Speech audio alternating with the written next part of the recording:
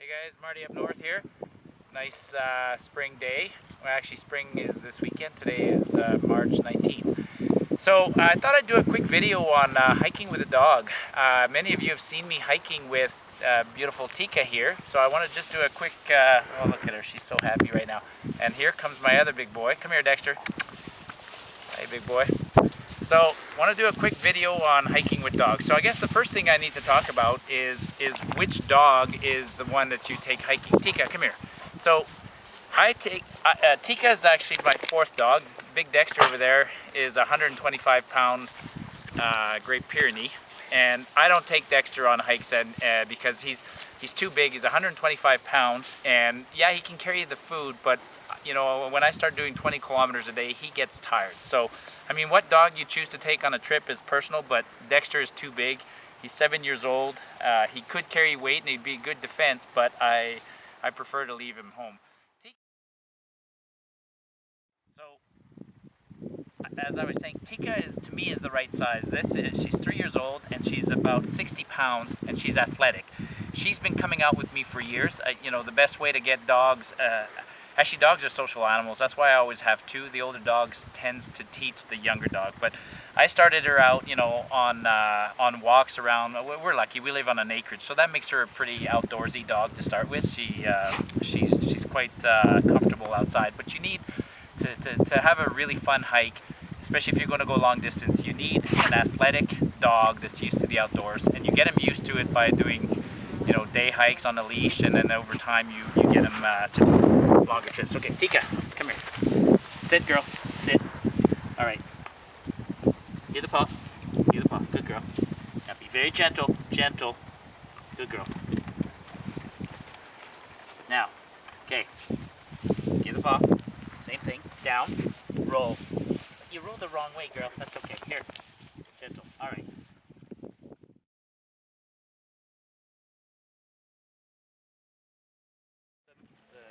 The first thing I want to talk about is the pack.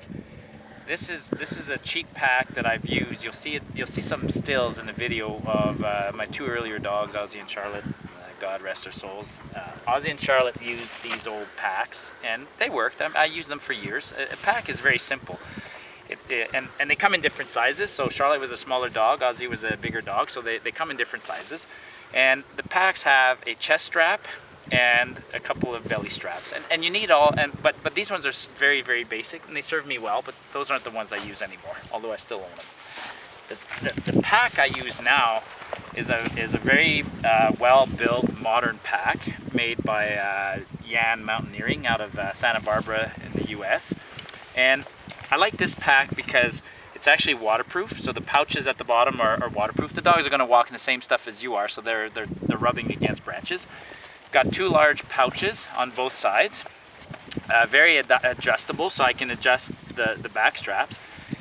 And what I like here is it's got a very solid chest strap, and you'll see that I'll show you once I put it on, but the chest strap and the belly straps are all important. You do not want the dog to lose the pack, as the dog is carrying their food, and you've probably seen in some of my videos that occasionally you got to keep an eye on your dog, because once in a while they show up and they've lost their pack. Either it's gotten grabbed on something and they lose. Not happy right now. If you don't notice, I don't have a pack on because I turned around and all of a sudden I noticed Tika didn't have her pack.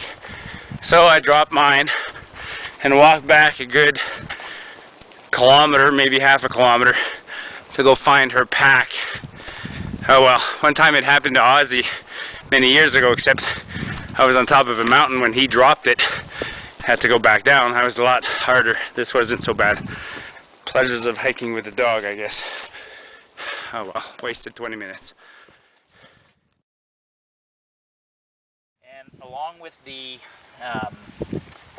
pack, it's important to bring a good leash. Now this pack, I can actually attach the leash on the pack, and I'll talk in a minute about, well, I'll talk about it right now. So Tika, come here. It's a collar for day-to-day use, but out in the wilderness, I do not want to have her collar because, sorry Teeks, And actually this is a partial choking collar. It can't choke very far. It chokes to the length of her neck. She still needs the odd time where I need real solid control of her, especially when you're in a park or something like that. You need full control of the dog, but this isn't one that's going to choke her to death. It just gives me a good solid control of her. But I don't want, so when I hike with my dogs, I had an incident with my beautiful Charlotte. She got caught in a branch, and then when she twisted, the collar it bound on her and she started to choke, and then by the time I turned and I saw her doing that, I got to her on time. But so something can get caught in there and it can twist, so you don't want them to have a collar in the wilderness. It's just too dangerous. All right. So what goes in the pack for the dog? People ask. Well, just like I do for myself, I pre-pack Tika's daily ration. So this is just over a day's worth of food for her. So then I don't have to worry about rationing in the field. I know that this is a day, so I'm bringing a day, and then I'm gonna and if I'm going for 2 days, I'm gonna put 2 days. So I got 2 days worth of food. Get out of here. Get your nose away from there. Now, and I mean, you might want to pack a little more than a day. It depends on what the size of the dog and what they normally eat. They'll eat probably a little more, because if you're going to walk 20 kilometers, they're going to exercise a lot, right?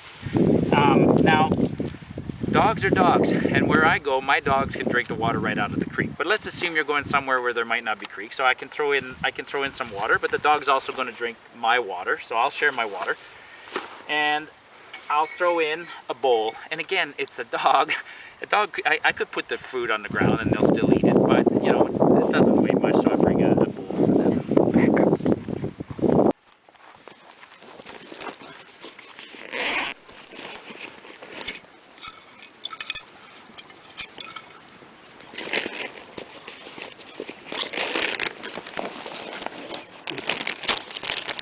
There's Tika.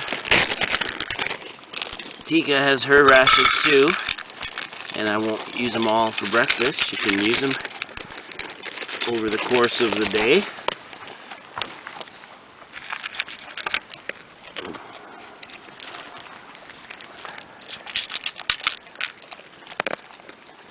She's eating slower than she usually does. Good girl. And then I'm just going to put, you know, their leash in there. So it's not complicated. It's not a lot of gear. All right, Tika, come here. She knows.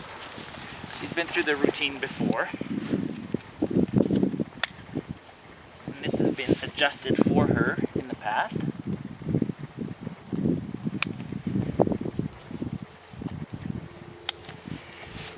So that's on there very tight, very good. Oh, you know, she doesn't look too happy, but she knows we're going somewhere, right? Give me a kiss.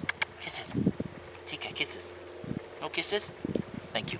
All right, so that's the basics for her. Now, if I'm going in an area, I'm carrying a bear spray, and for her, it takes 2 seconds to actually attach something like that, so that when she's walking, Tika, come here.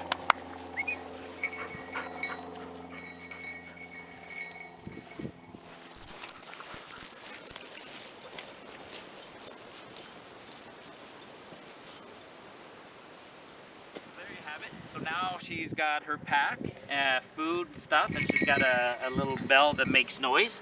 And I'm just going to show you. Actually, I'm going to walk her with her leash. Come on, Tika.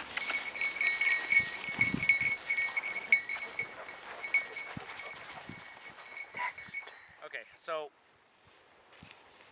it's not complicated. You bring food, you bring water. They'll drink water. I mean, dogs will find water pretty much anywhere. Your dog needs to be in shape to be able to walk. Now, dogs are very loyal, and they won't tell you when they're tired. So it's up to you to stop constantly and assess your dog. Everybody knows their own dog, but you have to have a sense of when your dog's tired or maybe overexerting. So make sure your dog is eating and drinking lots of water while they're on the trail. There's one tired puppy. I've heard heard stories of people who take dogs jogging, and the dogs will just follow loyally and then collapse from heat exhaustion because they're just so loyal. So, Tika, come here. Come here, Tika. Come here. Quickly. Good girl. Now, and one of the things you want to do is you know, they're walking, and I'm not using shoes or pads or anything like that. So you want to make sure that you're checking the cushions of their feet and making sure, you know, that nothing's hurt while you're hiking. Now, otherwise, I have my, you know, I got my backpack, and in my backpack I have a lot of supplies, and I have my own first aid kit. Generally speaking, if your dog gets injured, it's going to be a similar injury to yours. It might be a sprain, it might be something like that. I'm not a vet, so, and I've been lucky. I've never had a dog get really injured, so I don't. But I'm confident that if they got cut or something like that, some of the things that I have in my first aid kit would be useful to help patch up a dog. Now, the one thing that can happen is bears, so that's why they need to be on the leash, and that's why you need to, even when you're in camp, you don't let them run around. You need to put your dog on a leash in camp. Now my dog, you've seen her in the videos, when she comes at the end of the day, she's so tired she usually just lies down, but you need her on the leash close at hand. I just want to show something here. If you zoom in, this is one of the worst fears that can happen. This is porcupine quills, and poor Ozzy, he was a really good dog that I had who did a lot of hiking with me. And on, great, now I dropped one somewhere in there. But he actually got into a fight with a porcupine. And they say not to pull them. Now, he had them in his face and in his nose, so I had no choice. I had to pull out the ones that were hindering him because he couldn't eat anymore. But we were 22 kilometers away in the Friat Valley when that happened. So I had to hold them down, use my Leatherman, and pull out some quills. And I know that they can get infected and all sorts of other complications. I mean, again, every situation is unique, but at that time I felt it necessary to remove the quills. But these are the quills that I could not remove because they start moving in and getting embedded. So he had to come back to town. It took us a day to get back to town, and then we went to the vet, and the vet anesthetized him, put him to sleep, and removed all of these quills from him. The vet said he had them in his mouth, he had them in his shoulders, he had them in his feet, he had them all over. It didn't kill him, but it's not a good thing. So small rodents, you don't want the dog to get away from you chasing a small rodent or chasing a large one. And in fact, in the national parks here, it's the law. They have to be on the leash. Actually, some trails don't allow dogs. The Skyline in Jasper is an absolutely beautiful trail. I've done the Skyline with Ozzy back in the days when it was legal to take the dogs on that trail. Now it's a popular trail, but it's not because of the popularity that they don't allow dogs. I think it's because it's also a caribou habitat. So the last thing I want to talk about is you know, she's not going to carry this, but this weighs ounces for me, and I'll just strap it to my pack. But one of these, I cut this blue foamy, and it's just cut up so that I can attach it to the side of my pack and carry it with me, and it gives her a place to sleep. But that's the other good reason for wanting a smaller dog, is when I'm hiking alone or with my kids, she doesn't take a lot of space. There's no way, she loves us too much, there's no way she's going to sleep under the vestibule, so we have to make room for her in the tent. We have a little pad for her at the bottom. She's a family pet, so when we're hiking, she's right there curled up at our side. What's the matter?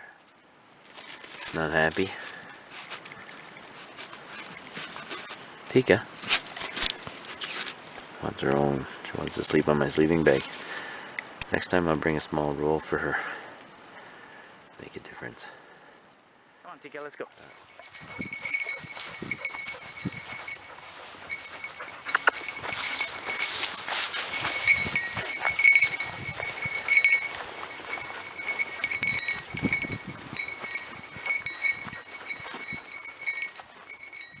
Come on, Tika. Piece of cake for the super dog. Testing Tika's nose. I put some food up ahead on the trail, see if she finds it real quick.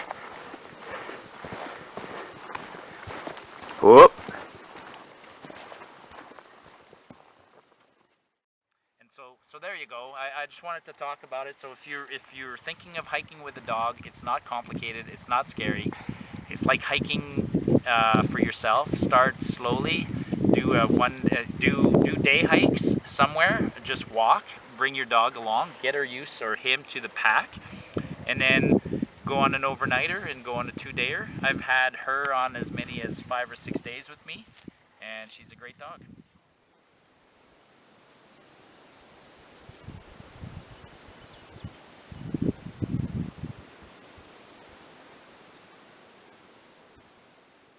And now I'm boiling water and I'll make a big pot of tea. And I went for a little walk, so I found where I think the trail is, and it's not that big a deal anyways. I mean, I have a bivouac permit, so I can, this is a very, very wild area. I'm free to stay anywhere I want. I had a plan to go 35 kilometers in a couple of days and then explore a valley called the Castlegar Valley and then come back out. It's obviously not a trail that's taken very often, so I might not get there, but I'm gonna have fun exploring. And now I'm just gonna sit here. I got my faithful companion, Tika. She's a good dog. And I'm gonna have a tea and I'm just gonna contemplate life. It just doesn't get any better than this. I mean, I gotta listen to this. I got a stream going by, listen.